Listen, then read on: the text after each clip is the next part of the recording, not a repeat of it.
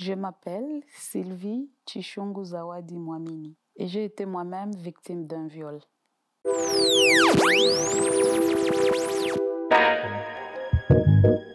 J'ai 41 ans, mère de 3 enfants. Et donc je travaille pour Aide Prophène, Action Initiative de Développement pour la protection de la femme et de l'enfant. Et donc nous intervenons aussi dans 3 domaines: démocratie, bonne gouvernance, droits humains et la consolidation de la paix. Et nous œuvrons au Nord Kivu, à Goma, dans la République démocratique du Congo.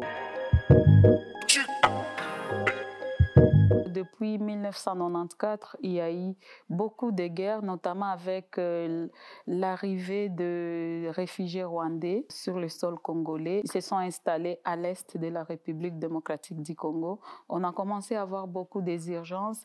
On a commencé à avoir aussi de troubles, des guerres à répétition, plusieurs rébellions aussi qui ont un peu secoué la région.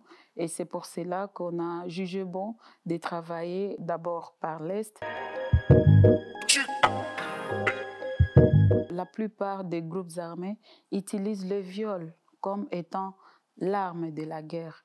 Et dans les territoires, dans le village, ils violent des femmes, ils violent des jeunes filles et tuent des gens. Il y a beaucoup de jeunes filles qui ont eu par exemple des enfants à l'issue du viol et qu'ils se retrouvent voués à eux-mêmes, sans assistance, sans rien. Et c'est par là où on a commencé vraiment à travailler avec ces jeunes filles pour les aider à s'intégrer encore dans la communauté.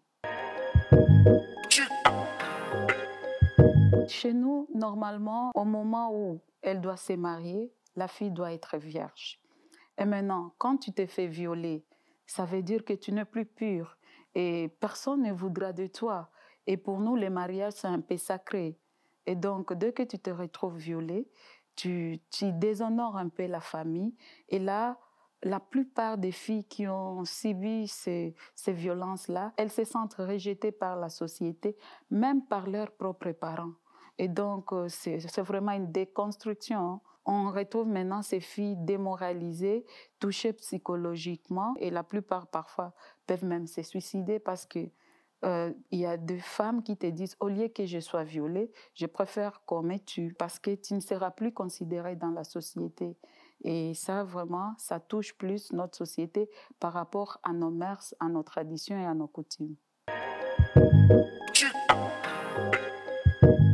Dans nos traditions, il y a des hommes qui sont là, assis, à ne rien faire. Et c'est la femme qui doit tout faire, qui doit aller chercher du bois, qui doit aller chercher les légumes, aller chercher de l'eau, peut-être à 2 ou 3 ou 5 kilomètres de la maison. Peut-être c'est la forêt.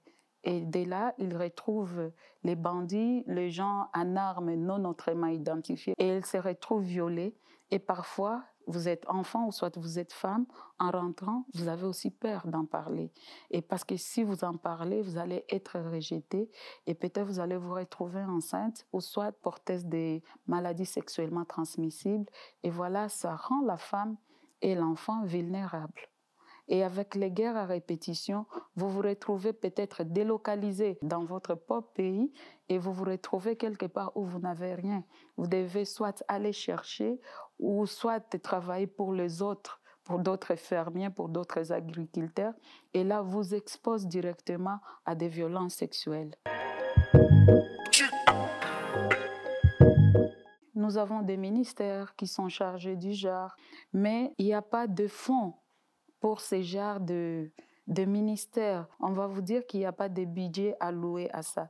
Et là, maintenant, ça revient à faire de plaidoyer auprès des organisations internationales pour nous aider dans ces programmes-là à venir en aide à ces femmes-là et ces jeunes filles qui se retrouvent dans de telles situations. Peut-être comme on a changé un peu les dirigeants, on espère qu'il y aura des changements. J'ai été victime du viol.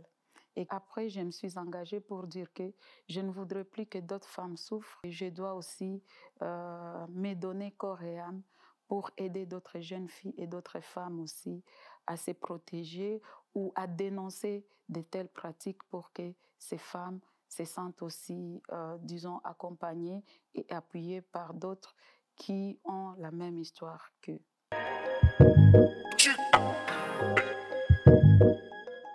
même si vous tombez, il faut apprendre à vous relever parce qu'on a besoin de tout le monde pour que le monde change et les choses changent. Je peux souhaiter que les femmes, les jeunes filles comme moi, aient une vie meilleure que moi et que je peux les aider à les accompagner.